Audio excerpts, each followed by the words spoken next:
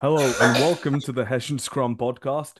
Joining me today is an absolute legend of death metal and British death metal, Karl Willets of, formerly of Bolt Thrower and now of Memoriam. Thank you so much for joining us today, Karl. It is a pleasure to be here. As you can see, it's a nice sunny day here in the UK. It makes change. They are rare. They are a rarity. So yeah, it's nice to speak to you in this. Where are we? We're at end of June, aren't we? Just coming to Yep. the end. How fast this year, 2024, is flying past. Yeah, we're on the 27th of June, going into July, past the zenith, past the solstice, and heading into the darkness of the fall, the autumn, the winter. I haven't even had summer yet. All right. So, last year you released your your latest album, Rise to Power, in February, Mm, right?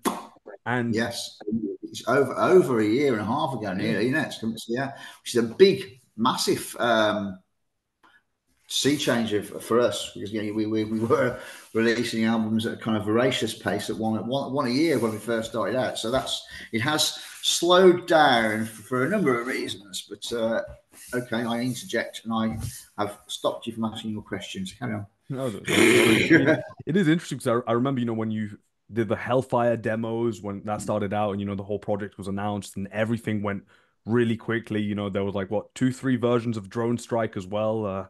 Yeah.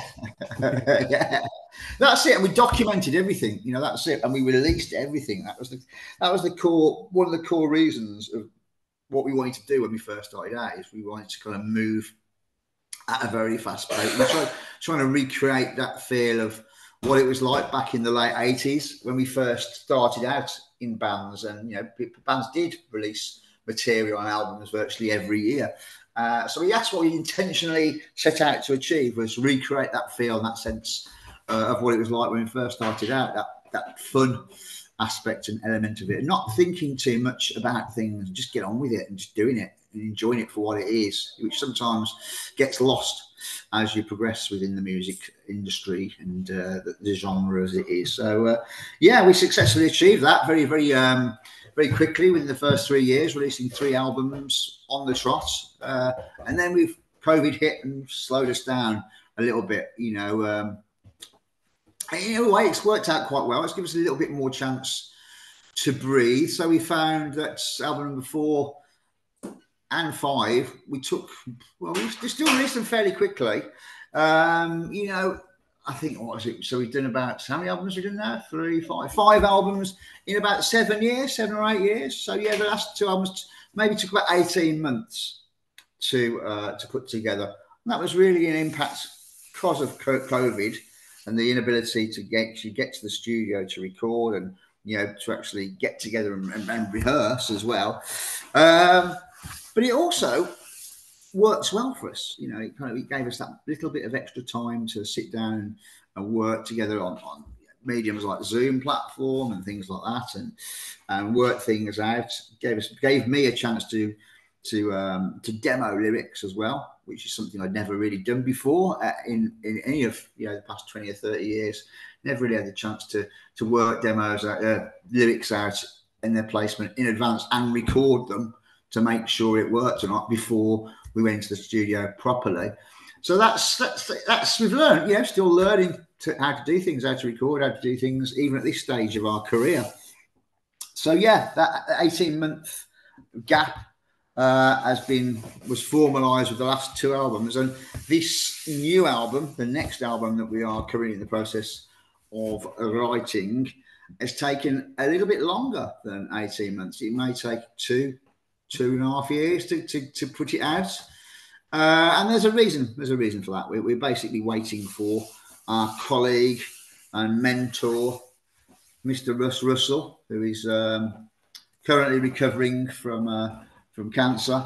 He hasn't been very well, but he's getting there, and we're waiting for him to recover so we can go back to his studio and use his services like we always do. We are very much creatures of habit. We like to use the same structure.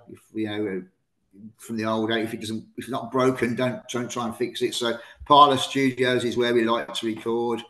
Russ Russell is who we like to mix and master our albums as well. So we're just waiting for him. There's no rush.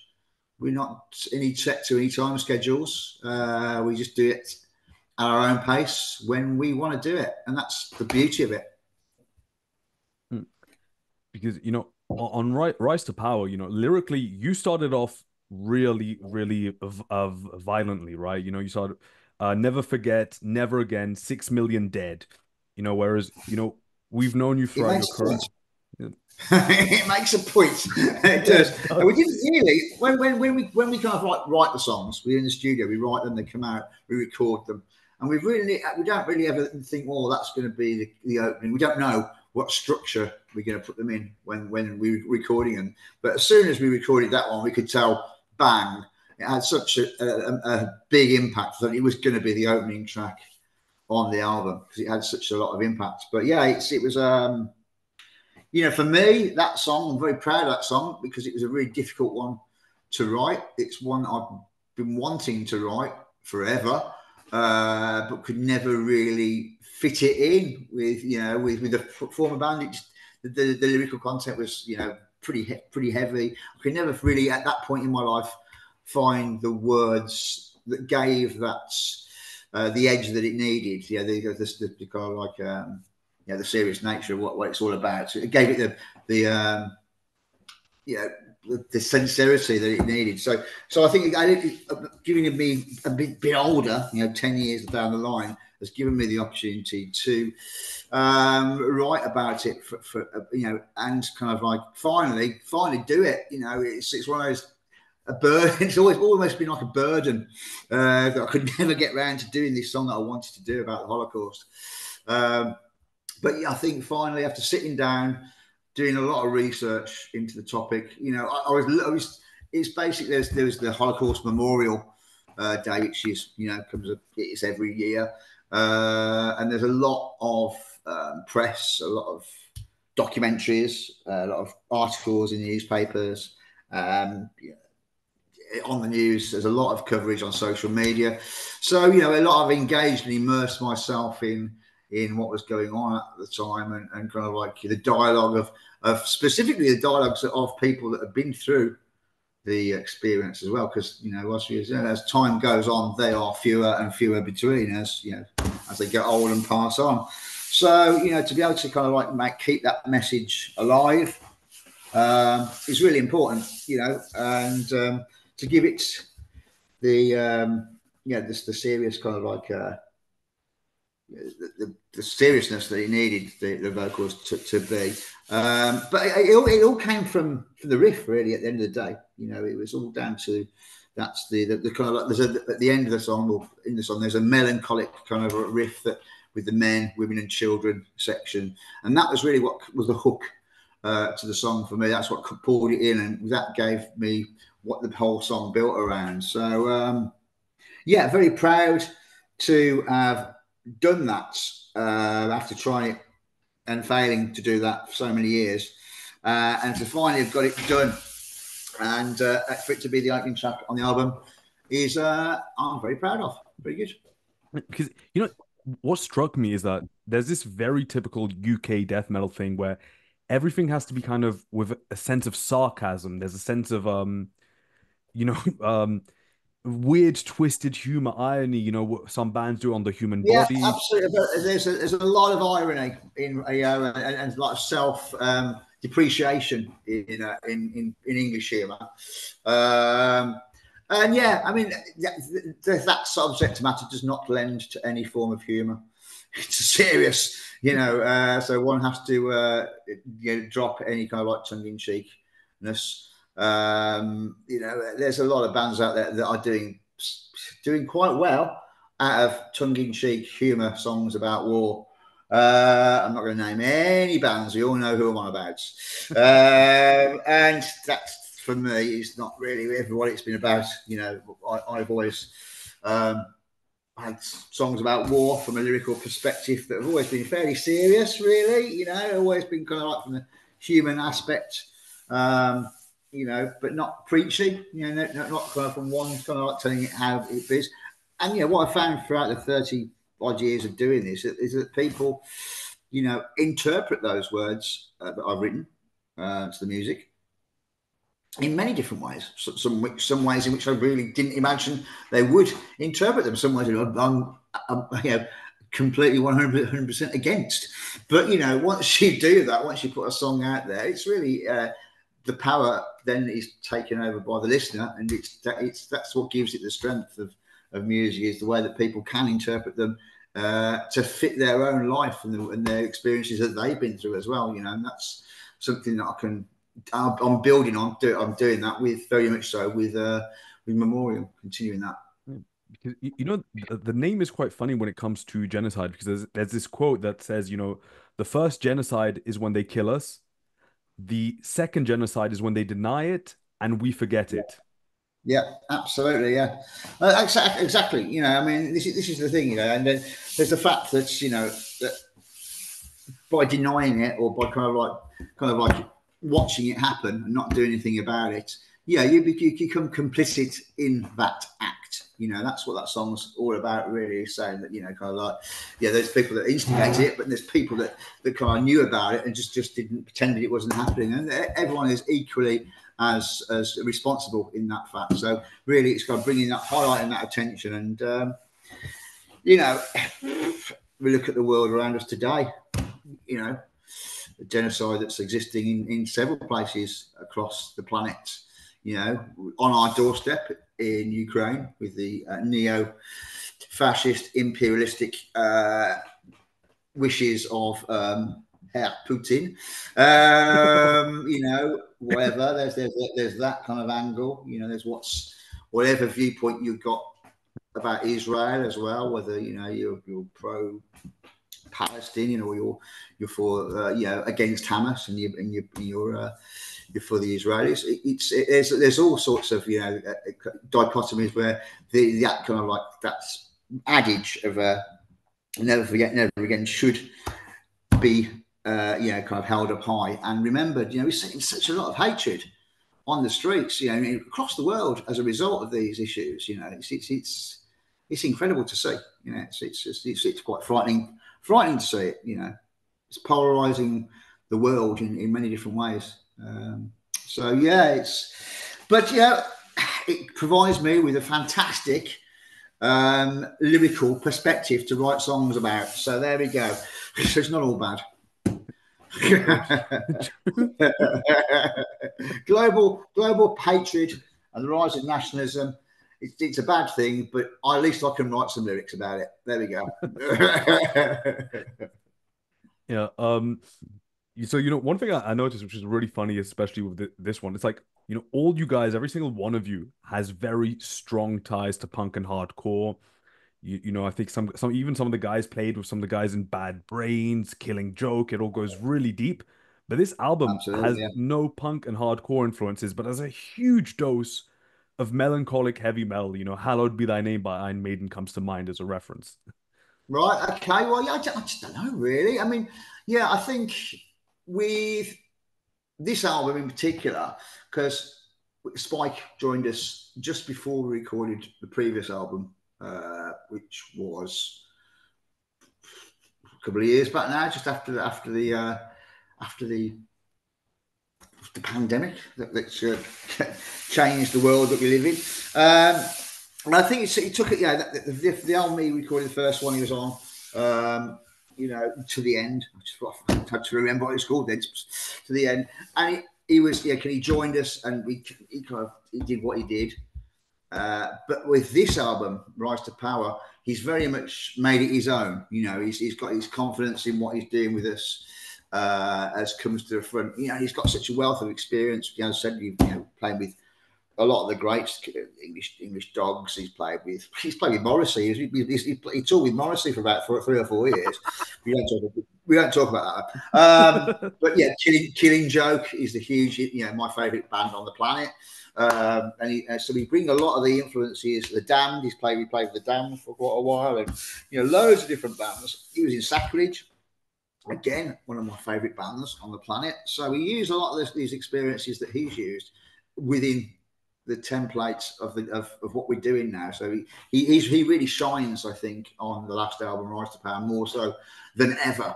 his input can't be, kind of like brushed under the mat. It really has a big input on what we're doing. But yeah, first and foremost, it's all down to Scott. He spends all day, every day writing music. That's what he does. He's the riff master. He's a monster. He doesn't watch. He goes to work. He comes home.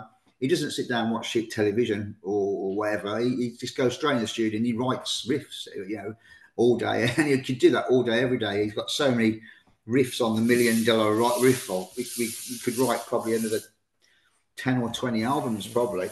Hence why we're doing different projects as well with the music he's got as well. So that's another story. But yeah, so I don't know about the heavy metal kind of influence. I know kind of like Scott likes a little bit of his old kind of like, prog rock, and so does Frank. But heavy, I don't really like heavy metal. Really, it's not my bag. I've never been maybe early Iron Maiden, and if you want to call Black Sabbath heavy metal, I suppose you can. Then you can count me in. But the new wave of British heavy metal was never really my bag, to be brutally honest. I was firmly down the punk route at that point in time, and maybe the music isn't so punk in its kind of aggression, but it's definitely something that we got in our arsenal, which we will be returning to and unleashing on the next album. We have made a clear note that we haven't done a punky kind of sounding song for the last couple of albums, and Spike is pretty good at his D beat.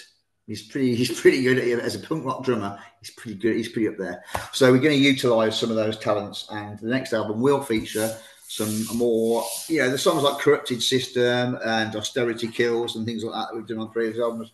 There'll be a bit more of that on the next album for sure. I will make sure of it. I've got a lot of political pontificating to make, especially with change. Currently there's like that's all you get on television at the moment in the UK, because it's coming up to a general election. So it's politics all over the place. And it makes me sick. So, yeah, I mean, for those who are watching, I mean, what's happening in the UK can only be characterized as a joke. Honestly, I grew up in the UK, and I'm disgusted. That's all I can say.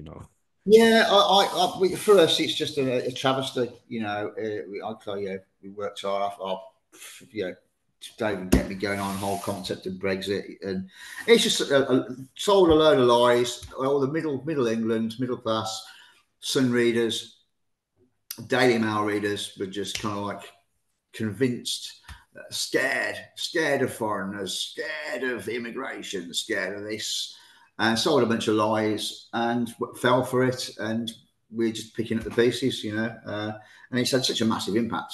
It's so much more difficult for us to do foreign travel now. We have to, you can't go in the EU lanes at airports. We have to wait with the rest of the world. So sometimes we have to wait an hour to get through immigration control. Sometimes we miss flights. So it has had a massive impact. Import duties on merchandise and things like that. It has made things a lot more complicated. It hasn't made it impossible. It's made it a lot more expensive and a lot more complicated to do things. Thank you very much, Brexit.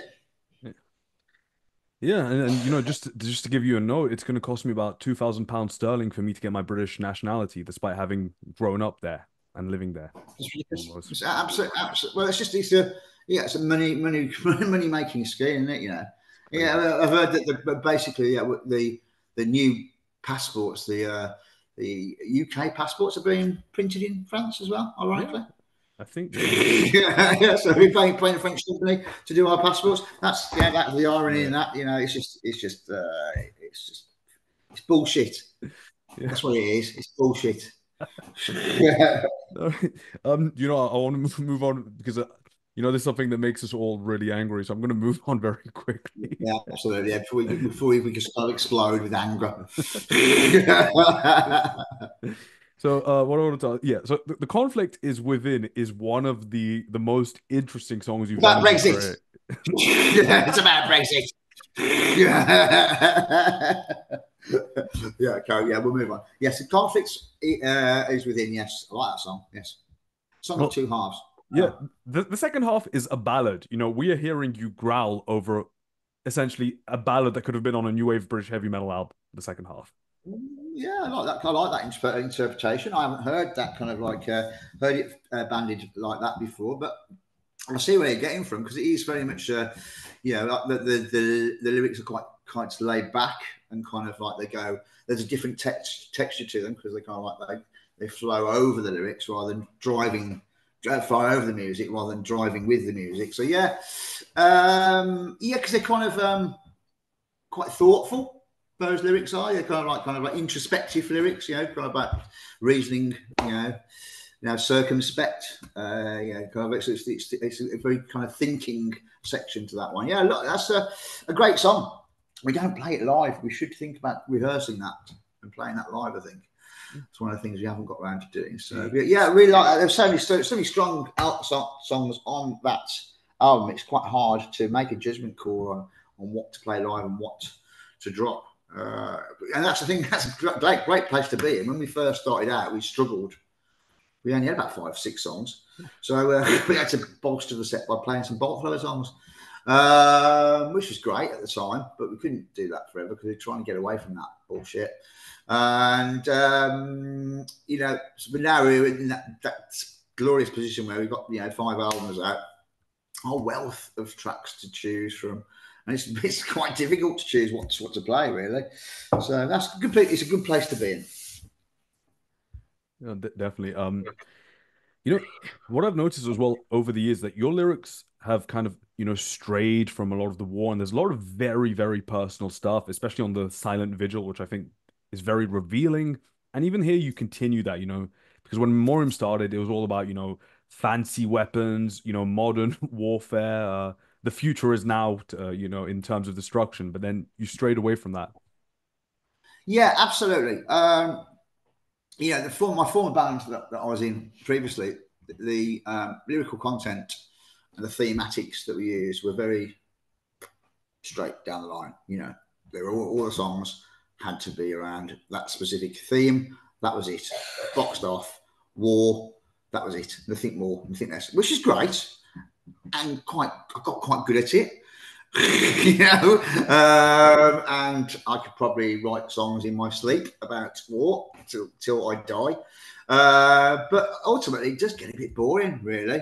It's quite, and as you get a bit older, things change a bit, and you live your life, and things in life influence you, and experiences that you go through have a big impact on you as a person and who you are.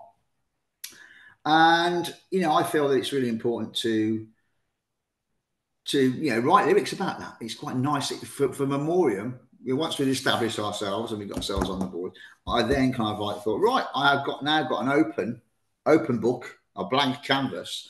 I'm not specifically tied to having to write songs about war.